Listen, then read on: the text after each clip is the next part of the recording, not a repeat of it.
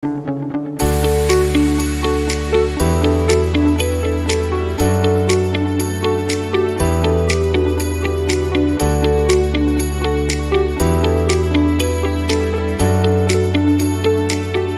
sahabat Atro, apa kabar? Semoga kalian selalu sehat dan bahagia.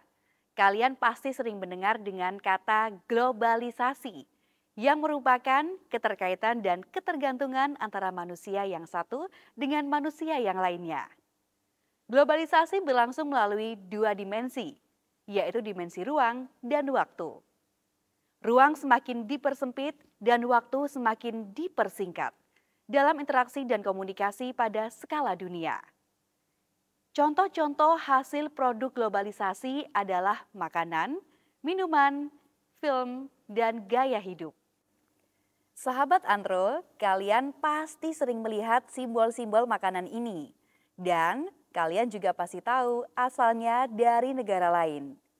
Ini salah satu hasil dari globalisasi. Atau kalian juga pernah makan di salah satu tempat makan yang asalnya dari negara lain. Atau kalian juga pernah berpenampilan ala Korea. Yang kalian saksikan tadi adalah contoh hasil produk globalisasi dalam hal makanan dan gaya hidup. Ada satu lagi yang merupakan contoh hasil dari produk globalisasi, yaitu film. Kalian suka nonton film Korea? Atau beberapa dari kalian suka nonton film Korea? Sahabat Antro, globalisasi memiliki 3 ciri, yaitu pertama, adanya keterbukaan di berbagai bidang dengan perkembangan media massa sedemikian rupa. Kita dapat mengetahui kejadian di ujung dunia sekalipun.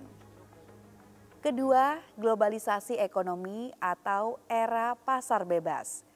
Perdagangan tidak hanya sebatas antar kota dan provinsi, tapi sudah meluas sampai antar negara.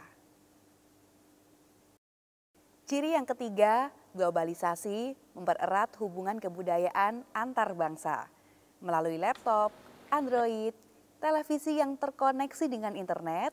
Kita jadi tahu budaya negara lain. Sahabat Antro, apa yang menyebabkan globalisasi? Pertama, perubahan iklim politik dunia. Kenapa?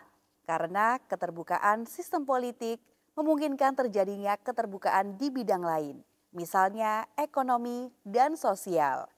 Contohnya Cina. Cina dulu menganut komunisme yang sangat ketat sehingga melarang berbagai kegiatan rakyatnya yang berhubungan dengan dunia luar. Sekarang mereka sangat terbuka dan produk-produk Cina kini bersaing di kancah global. Kedua, modernisasi sosial ekonomi. Contohnya kegiatan perekonomian. Produknya berupa informasi dan jasa berbasis internet. Perekonomian jenis ini hanya dapat dikelola oleh negara-negara yang memiliki hak paten, sedangkan untuk penyebarannya dilakukan di seluruh dunia. Ketiga, perubahan pandangan, cara, dan gaya hidup. Gaya hidup merupakan salah satu pendorong meningkatnya globalisasi. Hal ini dapat dilihat dari perkembangan gaya hidup yang lebih beragam, mengambang, dan tidak hanya dimiliki oleh satu masyarakat khusus. Misalnya, perayaan Tahun Baru, perayaan Valentine, dan anak-anak yang sekarang menyukai game online. Oke sahabat Antro, sekarang kita bahas dampak globalisasi. Ada dampak positif dan negatif. Dampak positif dari globalisasi antara lain, pertama, ilmu pengetahuan berkembang dengan sangat pesat.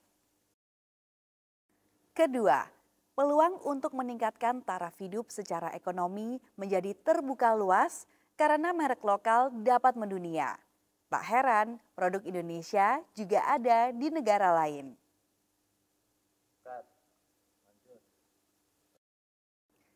Ketiga, memicu sektor pariwisata berkembang pesat dan masih banyak lagi dampak positif lainnya.